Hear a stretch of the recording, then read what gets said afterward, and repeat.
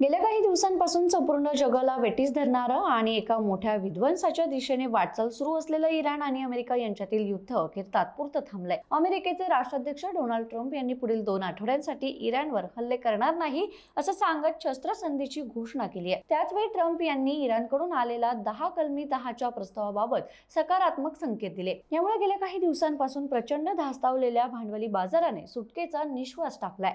America आणि Iran यांच्यात शस्त्रसंधी होताच भारतीय शेअर बाजारात मोठी उसळी पाहायला मिळतेय. याशिवाय भारतीय गुंतवणूकदारांच्या जिव्हाळ्याचा विषय असलेला सोनं आणि चांदीच्या दरातही मोठी वाढ होताना दिसतीये.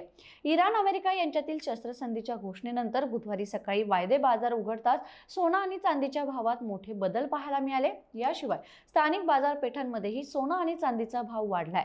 मंगळवारी जीएसटी वगळता सोन्याचा भाव 1,47,500 रुपये इतका होता. तो बुधवारी 3,000 रुपयांनी वाढून 1,51,500 रुपयांवर पोहोचलाय.